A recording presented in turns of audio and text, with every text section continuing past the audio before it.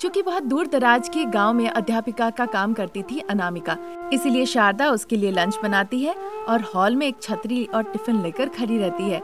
तभी अनामिका की सहकर्मी मालिनी अनामिका के घर पे आती है। अनामिका, अनामिका, तुम आई हो मालिनी?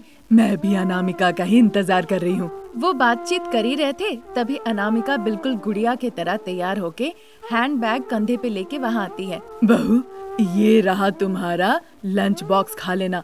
और ये छतरी, बारिश का मौसम है ना। ठीक है माँ जी, अब मैं जाऊँ?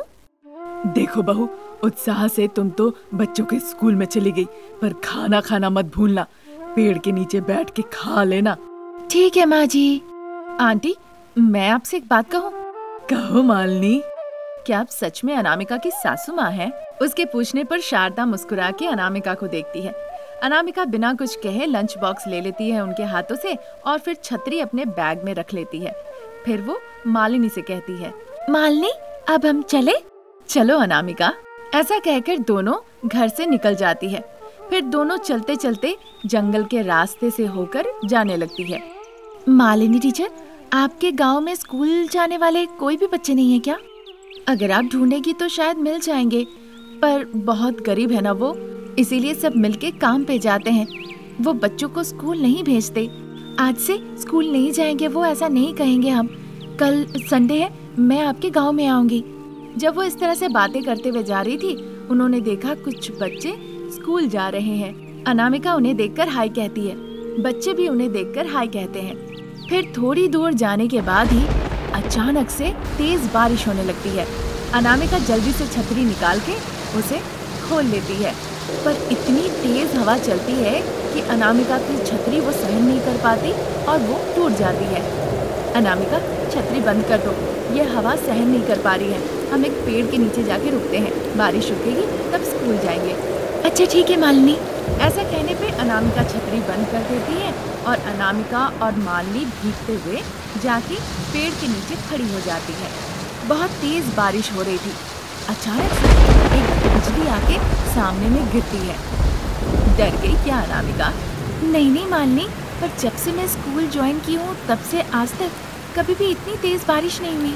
लेकिन अब क्या कहे, आज तो मानो कि बहुत तेज बारिश हो रही है। देख के लग रहा है आज ये बारिश नहीं रुकने वाली। इस तरह से वो बातें कर ही रही थी, तभी वो देखती है थोड़ी दूर पे एक बुजुर्ग महिला एक पेड़ के नीचे गिरी हुई है और तड़प रही है। अरे मालिनी, लगता है कोई बुजुर्ग महिला है। चलो चलते हैं, हम उन्हें अपनी छतरी देंगे, उन्हें थोड़ी मदद हो जाएगी। मैं नहीं आऊंगी अनामिका, तुम जाओ। वो अच्छी नहीं है। पूरा गाँव कहता है कि वो जादू टोना करती है। गाँव वालों ने उसे निकाल दिया है, इसीलिए वो जंगलों में ही फल मूल खाती है और पेड़ों के नीचे रहती है। इस जमाने में भी आप अंधविश्वास को मानती हैं? अनामिका, जब बड़े कह रहे हैं तो मानना ही होगा ना। तुम नहीं मानती कि इस जमाने में भी ऐसा होता है? ऐसा कहकर अनामिका उस बुजुर्ग महिला को देखती है। वो तड़प रही है, उसे बहुत बुरा लगता है। वो जल्दी से उस बुजुर्ग महिला के पास जाती है, अपना छतरी वो उन्हें देती है। छतरी के नीचे वो बुजुर्ग महिला अपनी आंखें खोलती है तो अनामिका को देखती है। बहुत खुश हुई बेटा, तुम ही हो जिसने मुझ पे दया की। बहुत भूख लगी है, तुम्हारे पास कुछ खाना है? बुजुर्ग महिला की बातें सुन के अनामिका को बहुत बुरा लगता है। हाँ मैं देती हूँ दादी। फिर वो अपना लंच बॉक्स निकाल के उस बुजुर्ग महिला को दे देती है। बुजुर्ग महिला जल्दी जल्दी खाने लगती है। अनामिका छतरी खोल के खड़ी हो जाती है ताकि वो बारिश में भीग न जाए। तभी मालिनी भागते हुए अनामिका के पास आती है। वो बहुत परेशान थी। अनामिका, अनामिका, तुम अपनी छतरी लो और तुरंत मेरे साथ चलो। मालिनी, ये बुजुर्ग महिला खाना खा रही है, उनका हो ही क्या है? पर इतनी हड़बड़ी में आप क्यों हैं? स्कूल जाने वाले बच्चे बारिश में भीग गए हैं, वो ठंड से कांप रहे हैं, उन्हें छतरी दे देते हैं। अरे ऐसे कैसे? बुजुर्ग महिला यहाँ पे है, बच्चे वहाँ पे हैं और हमारे पास एक ही छतरी है। अब मैं क्या करूँ? अनामिका इस तरह बहुत परेशान होती है। फिर खाना खाते खाते वो बुजुर्ग महिला, बेटा मैं आज नहीं तो कल मर ही जाऊंगी, पर बच्चों की तो लंबी उम्र है, तुम मेरे बारे में मत सोचो। जाओ बच्चों को तुम बचाओ, पर एक बार ये छतरी मुझे देना। अनामिका बड़ा आश्चर्य होके वो छतरी उस बुजुर्ग महिला को दे देती है। वो बुजुर्ग महिला उस छतरी को पकड़ के कुछ मंत्र जाप करती है। अनामिका और मालिनी उस बुजुर्ग महिला को देखते रह जाती है। फिर थोड़ी देर बाद वो बुजुर्ग महिला उस छतरी को खोलती है और अनामिका को दे देती है। तुम्हारे खाने के बदले मैंने उधार चुकाया, ध्यान से जाना, किसी को कुछ नहीं होगा। इस तरह से वो कहती है। फिर अनामिका और मालिनी बारिश की परवाह ना करते हुए फिर वो छतरी लेकर उस बुजुर्ग महिला के वहाँ से पेड़ के नीचे जाने लगती है, जहाँ बच्चे खड़े थे और ठंड से कांप रहे थे। अनामिका छतरी खोलती है और बच्चों को उन छतरी के नीचे रखती है, ताकि जितने बच्चे छतरी के नीचे खड़े हो वो कम से कम बारिश के पानी में भीग कर कांपने ना लगे। पर अब चाहे जितना भी तूफान चल रहा हो, धूल उड़ रहे हो, वो छतरी नहीं हिल रहा था।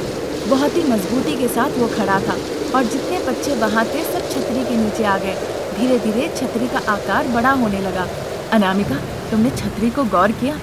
चाहे कितना भी तूफान चल रहा हो, ये छतरी बस एक ही जगह खड़ी है।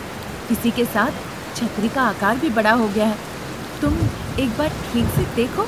उसके कहने पे अनामिका अच्छे से गौर करके देखती है। उसे भी लगने लगता है कि मालिनी सच कह रही है। हाँ मालिनी, आप सही कह रही थी, ये छतरी अब मायावी छतरी बन चुकी है। हाँ अनामिका, ऐसा कहते हुए दोनों उस छतरी को पकड़ के आगे बढ़ने लगती है। कुछ लोगों को बारिश सहन नहीं हो रही थी, वो आके छतरी के नीचे आश्रय लेने लगे। इसी के साथ छतरी का आकार बड़ा होने लगा। ये देखकर अनामिका बुजुर्ग महिला के बारे में सोचने लगी। मैं बहुत खुश हुई दादी अम्मा, आपको खाना खिलाने के बदले में आपने मायावी छतरी देके अपना उधार चुकाया। अनामिका उस मायावी छतरी के बारे में सोचकर मन ही मन बहुत खुश होती है। अब बरसात में कोई भीगता नहीं। अनामिका की छतरी के नीचे खड़े होकर वो स्कूल जाते और वापस स्कूल से घर लौट आते। इस बात से अनामिका बहुत खुश हुई। तब से अनामिका अपनी मायावी छतरी का इस्तेमाल करती है बच्चे, बूढ़े, बुजुर्गों को भारी बारिश और तूफान से बचाने के लिए। गांव के बहू अनामिका अपने घर के सामने पानी छिड़क ही रही थी। उसी दौरान एक गाड़ी आके रुकती है। पानी छिड़कना रोककर अनामिका उस गाड़ी को आश्चर्य होकर देखने लगती है। उस गाड़ी से विदेशी सासू माँ शारदा और विदेशी ससुर जी प्रसाद उतर के नीचे आते हैं। उन्हें देखकर अनामिका बहुत खुश हो जाती है। जगवग जमीन पर फेंक कर वो मुस्कुराते हुए उन दोनों के पास आती है। सासू माँ, पिताजी, आप लोग कैसे हैं? अरे अनामिका, मुझे माँ क्यों कह रही हो? मुझे मॉम कहो। तुम्हें पता नहीं क्या, मैं फॉरेन में रहती हूँ, मॉम कहना अच्छा है। शारदा की बातें सुन के अनामिका थोड़ी दुखी हो जाती है। उसका चेहरा उतर जाता है। ये देखकर प्रसाद कहते हैं, आहा, कितना प्यार से तुम माँ के पिताजी कहती हो। तुम्हें पता है, मुझे बहुत खुशी हुई। प्रसाद की बातें सुन के शारदा गुस्से से प्रसाद से कहने लगती है, आप विदेश जाने के बाद भी बिल्कुल बदले नहीं, कोई परिवर्तन नहीं आया है आपका स्वभाव में। और अच्छे से सुन लो, मुझे माँ और इन्हें पिताजी मत कहना। Be careful. वो बात नहीं है माँ जी। फिर से तुमने बुलाया? You stupid. अगली बार तुमने ऐसा कहा ना, फिर मैं तुम्हें छोड़ के चली जाऊंगी। आगे तुम जानो। ये सुनकर अनामिका बहुत घबरा जाती है। अब नहीं खाऊंगी माँ, पिताजी, मॉम डैड कहकर ही बुलाऊंगी। हाँ गुड। कार में हमारा लगेज है, जाओ लाके बेडरूम में रख दो। ऐसा कहकर शारदा घर के अंदर चली जाती है। अनामिका, सावधानी से लगेज ले आना, देखना चोट ना लगे। ऐसा कहकर प्रसाद शारदा के पीछे पीछे चले जाते हैं। अनामिका कार के पास जाती है, डिक्की खोलती है, फिर लगेज लेके वो अंदर आती है। शारदा और प्रसाद अपने बेडरूम के बिस्तर पे बैठे हुए थे। अनामिका उनका लगेज ले आके बिस्तर के ऊपर रखती है। मॉम, आप लोगों के खाने के लिए क्या बनाओ? गुड। जब भी तुम मुझे बुलाओ तो तुम मुझे इसी तरह बुलाया करो। ठीक है मॉम। अब बताइए, आप लोगों के लिए खाने में क्या बनाऊं मैं? चिकन, मटन, फिश, एग, जो भी तुम्हारे पास है तुम बनाओ, पर बस अच्छे से धो लेना। ठीक है मॉम। डैड, आप क्या खाएंगे? दाल तड़का बनाओ, कई दिनों से देसी दाल तड़का नहीं खाया। ठीक है डैड।